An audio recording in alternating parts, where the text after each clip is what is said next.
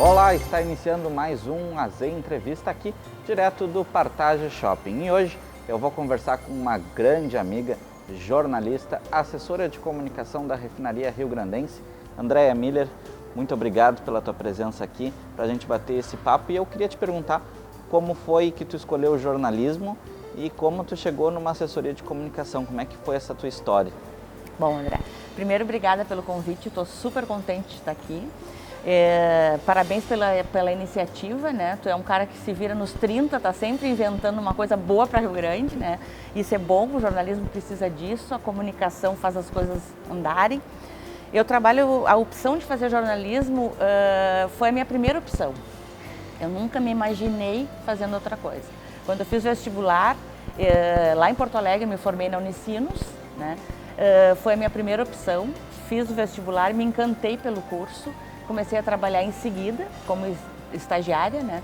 E foi do meu estágio que eu segui no Grupo Ipiranga, onde eu estou até hoje. Eu trabalho há 31 anos na mesma empresa, no mesmo local. E assim, é uma felicidade, é um desafio. As pessoas às vezes acham que trabalhar tanto tempo num lugar só, de repente tu te acomoda, daqui a pouco os desafios ficam menores. E eu vejo exatamente o contrário.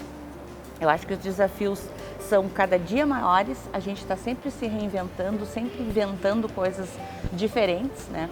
Eu fiz um estágio num setor e o meu chefe na época foi convidado para ser gerente regional de comunicação do Grupo Ipiranga. E eu tinha sido estagiária dele.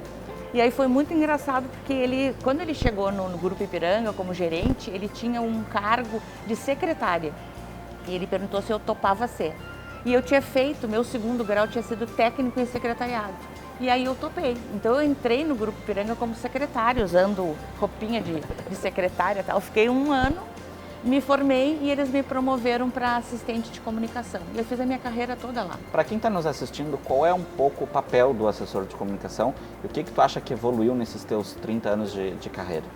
Eu acho assim, o grande papel do assessor de comunicação é dar direcionamento, tá, para as coisas que a alta direção quer dizer. Porque as empresas, os líderes, eles querem dizer coisas. E eles precisam dizer coisas, eles precisam direcionar o empregado, eles precisam informar regras, procedimentos, condutas. E a gente tem esse papel de pegar tudo isso que eles querem dizer, transformar numa linguagem, seja impressa, seja falada, seja com imagens e descer isso para a força de trabalho. E isso é uma coisa que é muito mutante. Porque a força de trabalho é gente, nós estamos falando com gente. E gente tem coração, gente entende, não entende, reclama, trabalha com vontade, às vezes nem tanto. E é esse tom que a gente consegue dar, né, e fazer com que o ambiente fique mais leve, mais agradável, que as pessoas se comuniquem. Eu acredito muito assim que a comunicação tem esse papel, né, de dar esse direcionamento, de falar com os públicos todos que a empresa se comunica. Por exemplo, eu trabalho há 31 anos nisso. Eu já trabalhei em vários segmentos, não é só a comunicação dentro das empresas, tu tem o público interno, tu tem o público externo, tu tem os vizinhos, né? Tu tem a política de patrocínios, tu tem a imagem e reputação da empresa, tu tem que falar com a imprensa, tu tem que treinar os líderes para que eles possam falar com a imprensa, falar com os empregados, né? Então isso eu acho que é muito bacana, é muito diferente, é muito desafiador e a gente tem que estar sempre se reinventando. E falar um pouquinho também, André, desse momento do jornalismo, né? O jornalismo ele tem sido muito atacado pela sociedade, por partidos. Como é que tu vê o jornalismo no mundo de hoje? Qual a importância do jornalista e do jornalismo?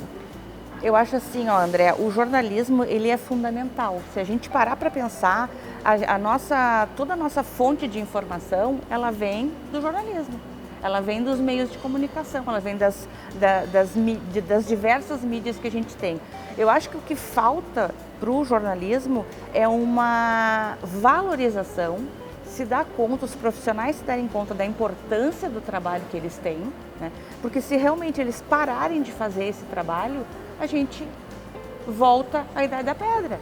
A verdade é essa, né? A gente se alimenta todos os dias através da comunicação. E eu acho que se os profissionais se unirem, falta muita união dos profissionais. Eu acho assim, ó, que a queda do diploma foi uma coisa horrorosa e isso tem que ser retomado. A queda do diploma, só para que você que está nos assistindo entenda, o ministro Gilmar Mendes, através de uma ação dele no STF, derrubou a obrigatoriedade do diploma de jornalista para exercer a atividade profissional dentro de redações, de órgãos públicos, enfim. Então, essa é a queda um pouco, a história da queda do diploma do jornalista. A queda do diploma não interferiu na formação, porque as universidades continuam, né, oferecendo o curso de jornalismo, as pessoas continuam fazendo Enem e entrando para jornalismo, quer dizer, a formação continua. Então, se eu tenho a formação, por que eu não vou ter a valorização desse profissional, né? Então, eu acho que isso é uma briga que vai mais cedo ou mais tarde, as pessoas, a classe toda, eu acho que vai retomar isso. Como assessora de comunicação de uma empresa, e uma grande empresa, qual é a tua visão sobre as fake news e como a gente pode auxiliar, enquanto assessores de comunicação e jornalistas que somos, a resolver e a diminuir esse problema das fake news no mundo moderno? Eu acho que as fake news é um problema muito sério, tá? Eu acho que só a gente produzindo conteúdo, né, conteúdo verdadeiro e entregando esse conteúdo na mão dos profissionais, né? Quer dizer, a gente confiar no profissional e entregar para ele a verdade. E sempre que um profissional nos procura, a gente dá a devida resposta para ele, o respeito que ele merece. Porque isso vai continuar acontecendo. Eu acho que eu não vejo uma forma da gente conseguir atacar isso, senão fortalecendo a imprensa verdadeira, as fontes verdadeiras. Nesses teus 30 anos, qual é a história que mais te marca nessa tua carreira, assim? Vou te perguntar talvez que talvez tenha sido de muito nervosismo. Quando o Grupo Ipiranga passou por todos os seus processos de transformação, de Ipiranga para a refinaria rio-grandense, esse foi um período que te deixou muito nervosa na tua profissão? Sim, porque foi assim, ó, uma empresa como o Grupo Ipiranga, com 70 anos, ela estava prestes a completar 70 anos. Nós tínhamos um time de comunicação de 14 profissionais e nós estávamos com todo o evento dos 70 anos pronto. Nós tínhamos uns fascículos que a gente estava produzindo com a história, então eram 7 fascículos. O último fascículo ia ser entregue em setembro, no aniversário, e a gente recebeu a notícia, né, de que o grupo ia ser vendido. Foi um luto, né? Foi assim, um desespero, porque o que vai acontecer com todo mundo, o que vai acontecer com os profissionais. No meu caso da área de comunicação, eu tive uma sorte imensa, porque eu estava baseada em Rio Grande, embora eu trabalhasse para o Brasil inteiro, eu continuei na minha atuação. Mas eu perdi muitos colegas, né? Muitos colegas por quê? Porque foram 3 grupos grandes que compraram, e esses grupos tinham equipes de comunicação e a gente trabalhava no corporativo. Então o corporativo não existia mais, né? E esse processo traz algo que a gente sai da nossa zona de conforto, essa mudança. Como tu enxerga a importância da renovação na vida das pessoas, das empresas? É bom? É bom. Eu acho que essa é a graça da coisa, né? Essa renovação é que faz a gente repensar, a gente ter um outro olhar, vem uma outra pessoa que tem um outro direcionamento, tem um outro estilo de trabalho. E isso faz com que a gente cresça. Trabalhar em grupo, trabalhar em equipe, ouvir as pessoas, é muito bom, né? Eu acho que a graça toda de trabalhar tanto tempo na mesma área, numa mesma empresa e ser feliz todos os dias, está nisso, né? De tu trabalhar com gente que agrega e cada dia tu tem uma informação diferente, né, para passar para os funcionários. Aí tu tem que criar um jeito novo de fazer aquilo. Se a Andréa Miller fosse deixar uma mensagem para Rio Grande, qual seria? Eu acho que Rio Grande é uma cidade maravilhosa, é uma cidade histórica, uma cidade bonita. A gente precisa simplesmente amar mais a cidade, valorizar as coisas daqui e sair para a rua, né? Eu acho que Rio Grande é uma cidade que tem tudo para a gente ficar na rua, aproveitando os espaços. Mas a gente, a maioria das vezes, se fecha, né, por medo da segurança. Óbvio que a insegurança, o medo, mas a gente tem que encontrar maneiras de viver mais essa cidade. Estivesse recentemente em Portugal, na Europa, lembra Rio Grande? Dá para dizer que muito, André, que lembra é parecido? muito. Eu fiquei num apartamento que eu me senti como se eu estivesse hospedada na Riachuelo. Aqueles prédios lindos, só que restaurados, né? Essa é a grande diferença, a restauração, manter as fachadas, valorizar toda essa cultura portuguesa que a gente tem aqui e esse patrimônio que é lindo. A gente tem um centro histórico maravilhoso, a gente tem um complexo de museus que não deve nada para ninguém. A gente tem que valorizar as coisas que a gente tem. Como é que tu enxerga um pouco o momento da autoestima do rio-grandino? A Rio Grande entrou numa depressão depois do fim do polo naval, dos problemas, enfim, do polo naval. Já dá para dizer que deu uma melhorada na autoestima do rio-grandino? E o que nós precisamos fazer mais? Eu acho que já deu uma melhorada, né? Primeiro foi aquele susto, né, de perder o polo naval, mas eu acho que aos pouquinhos as pessoas estão se dando conta de que Rio Grande tem muito mais coisas para oferecer. Eu acho que o turismo é uma coisa que pode crescer muito, mas a gente tem que trabalhar muito a questão da infraestrutura.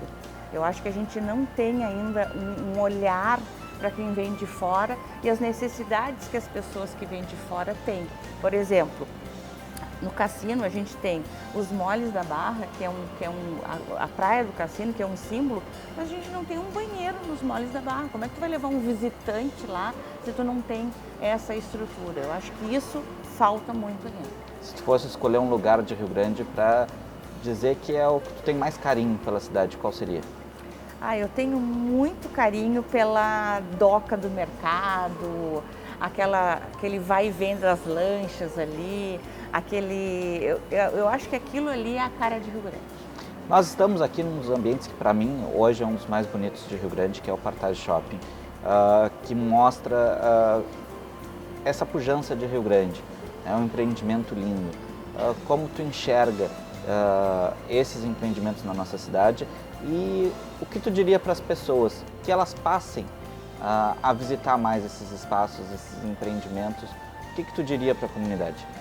Eu acho, André, que assim, o que faz com que as coisas abram, os negócios prosperem, justamente é a utilização, né?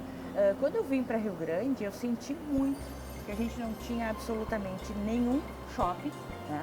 As coisas fechavam ao meio-dia e fechavam praticamente às 6 horas da tarde. Então, isso para mim, morar no interior foi muito bom, né? Porque a qualidade de vida é muito boa. Eu buscava filho em colégio, eu almoçava em casa, eu moro em casa, né, com cachorro, tá? Isso a cidade do interior tem de bom, né? Essa qualidade de vida. E agora Rio Grande tem tudo. Rio Grande tem 2 shoppings, o Partage é excepcional, né? Esse espaço aqui.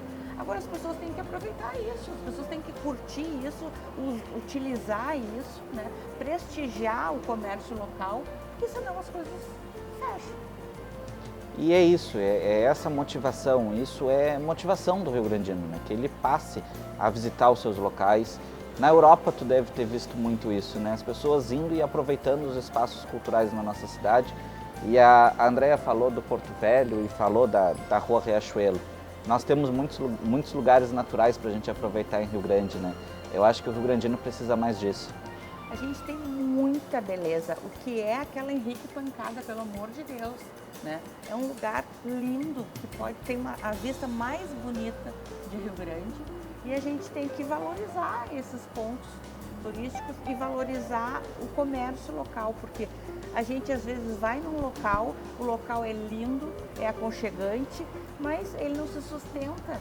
3, 6 meses depois volta lá, fechou porque não teve movimento. E isso na Europa a gente não vê. Né? As pessoas estão na rua, estão tomando uma taça de vinho, estão caminhando, estão conversando. Eu acho que é isso que a gente tem que botar o nosso bloco na rua. E aproveitar a nossa cidade, essa é a mensagem que eu acho que fica dessa conversa. Aproveitar Rio Grande, aproveitar o que nós temos aqui. Nossa cidade é muito rica em cultura, em arte, em belezas históricas, belezas naturais.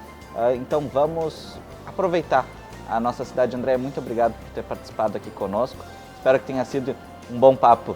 Um excelente papo, André. Obrigada. Seja firme nesse projeto, não desanima, não desiste, porque tem muita gente boa para sentar aqui nessa cadeira e contar uma boa história. Muito obrigado. Nós conversamos com Andréia Miller, assessora de comunicação da Refinaria Rio Grandense. E muito mais vem por aí. Continue com a gente aqui no AZ Comunicação e no programa AZ Entrevista. Muito obrigado.